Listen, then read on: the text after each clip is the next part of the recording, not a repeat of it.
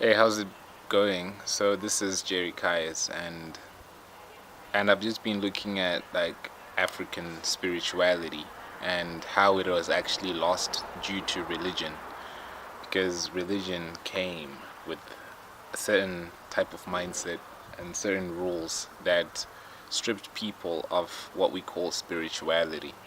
So African spirituality was very different, and it's very sad, ironic,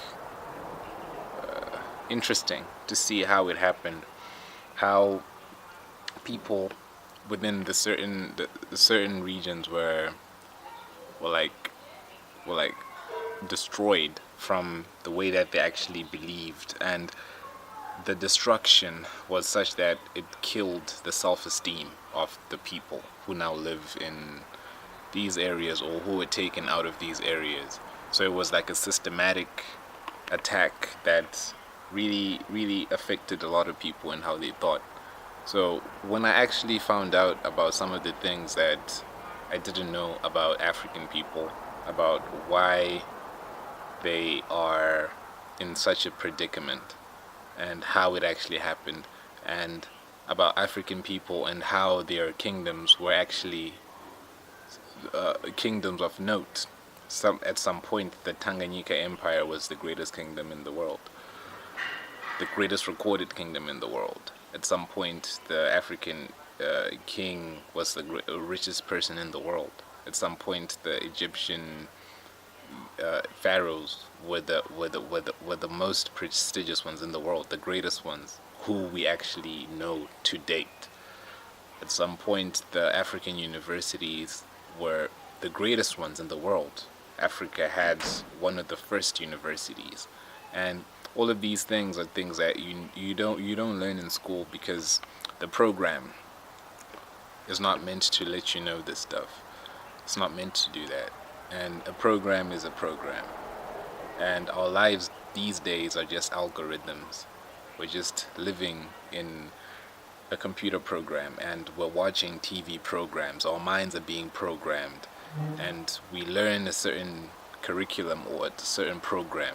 Everything is just programming us, and this is making us lose our connection with the earth, with nature, with spirituality. So the world would have been different if the world was colonized by an African kingdom, if the Africans were able to consolidate their understanding. Like in my country, we don't even have a word for country. What we have is Nika, and the world is our whole country. This is why a lot of people just like erroneously think that Africa is a country, because in a way it is. We don't have borders. If you wanted to move north, you just go north. So we've always been travelers. That's why you find Africans everywhere. We've always been like, the world is our world. The world is our country. Unlike this concept of geopolitics and, all of this stuff that says that we shouldn't have borders. So this stuff is a very foreign concept, very unnatural concept. Like if you're a lion in a jungle, you just move however you want to move. You move to find food. You just move in any direction. You don't need a passport. But now we live in a world where you have to pay to live, and no animals pay to live. This is not natural. So now money is a dirty word because of things like that. So understanding that the whole concept is like being switched. It's like a very perverse system, and this is just how it is, and this is what we have. So like when you look at the way that we tell stories these days, we use movies, and in the movies you see that Black Panther has some of the African spiritual concepts within it, and these concepts are still in force and they're still there. So like the whole idea of ancestors, the whole idea of the past, the whole idea of the wisdom, the whole idea that if Africa was actually able to evolve, it would have probably been the most advanced civilization right now, just like Wakanda. It would have been the most technical, because these people knew about space before there was a telescope.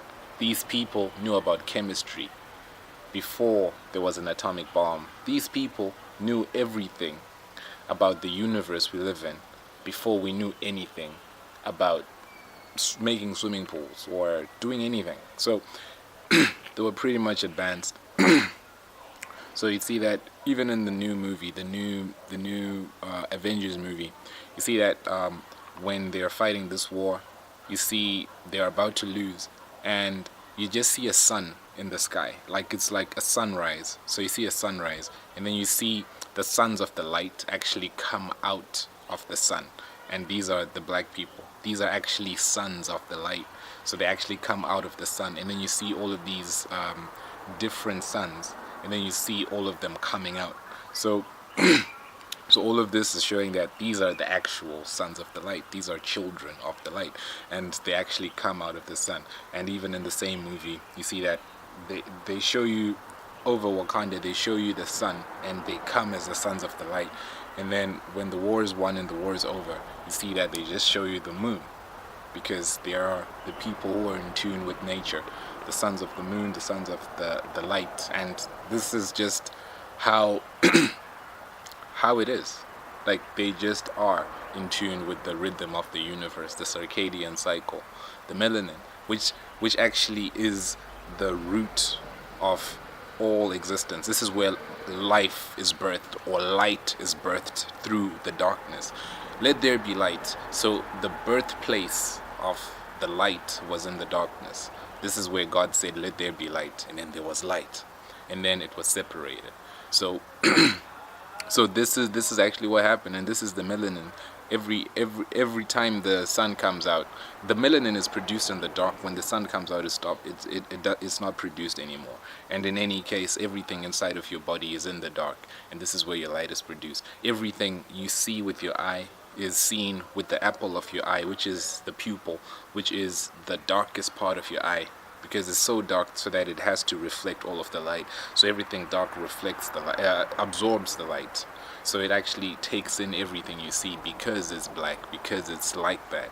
So this is just how it is. We are able to receive certain information from the light, from the sun, from the universe, from God the Father of lights. We're able to receive all of that information very, very easily because of that principle.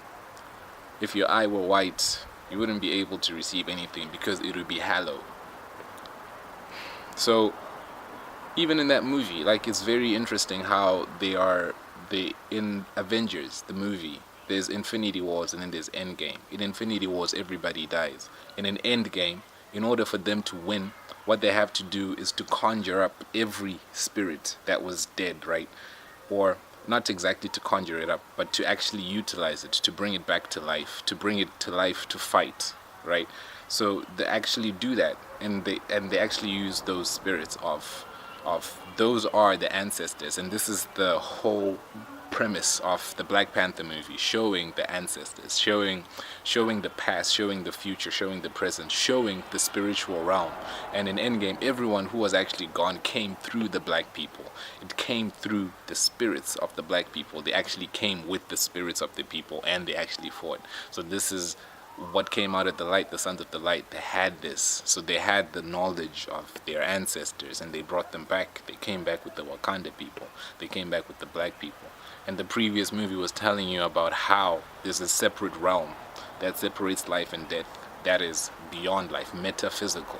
So it was all so metaphysical. That movie, the Avengers movie, is so metaphysical, very, very metaphysical. And it's showing you the fact that they couldn't have won it without the help of those spirits. They couldn't have won it without the help of the ancestors. They couldn't have won it without the help of those people who all of a sudden are very pivotal in the events as they see it in Marvel, you know.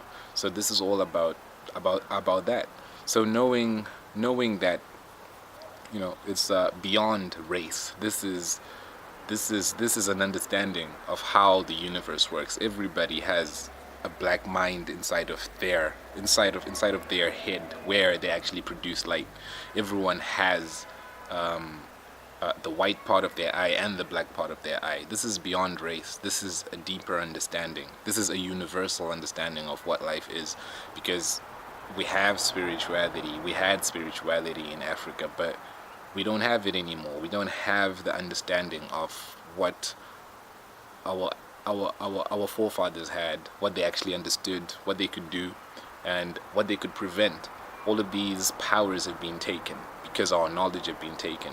So since we don't have knowledge, we don't have power. So the most important thing that I've discovered is that you have to know where you come from so that you know where you're going. So it's very important to know the people who were before you. The reason why white people or other races, right, are so successful is because they actually know their past, they know their history, they can actually trace their family tree.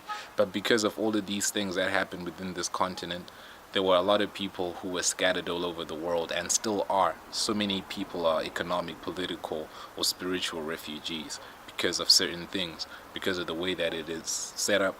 So because of that, they're all over the world. But right now, they don't even know where they're from. They don't know their history. They know their dad, maybe their granddad, maybe their granddad after that, but that's about it. So a lot of people only know 3 or 4 generations, and they've lost the identity of who they really are, how great the people before them were. But the interesting thing about every African person is that when you trace your family tree back enough, you see that everyone is linked to this royalty, and everyone is linked to a different person who had this royal blood. So everyone has this ability, and as a birthright, as a genetic code in them. So this is just how it is, and this is how it's all set up. So yeah, so just know the roots to know the truth and to know the fruit.